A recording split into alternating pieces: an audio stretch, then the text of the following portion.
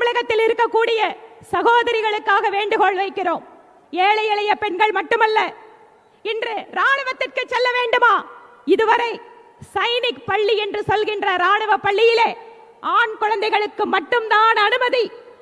ராணுவம் என்ன பெண்களால் சாதிக்க முடியாத விஷயமா என்று சைனிக் பள்ளிகளில் பெண் குழந்தைகளையும் சேர்க்க வேண்டும் என்று கொண்டு வந்திருப்பது பிரதமர் மோடி அவர்கள்.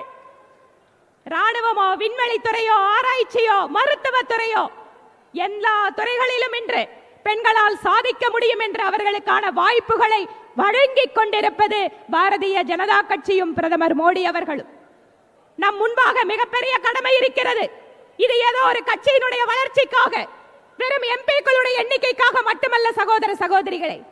நம்முடைய நாட்டினுடைய வருங்காலத்திற்காக, நம்முடைய குழந்தைகளுடைய வருங்காலத்திற்காக பாரதிய ஜனதா கட்சியும் பிரதமர் மோடி அவர்களுடைய கரத்தை வலுப்படுத்துகின்ற விதமாக தமிழகத்திலும் தாமரை தாமரை தாமரை என்று சொல்லக்கூடிய வகையில் வருகின்ற நாடாளுமன்ற தேர்தலில் நாம் தாமரையின் பக்கம் நிற்போம், தாமரையின் பக்கம் மக்களை கொண்டு வருவதற்காக வேலை செய்வோம் என கேட்டுக்கொண்டு இந்த வாய்ப்பிற்கு நன்றி கூறி விடைபெறுகிறேன். நன்றி, வணக்கம்.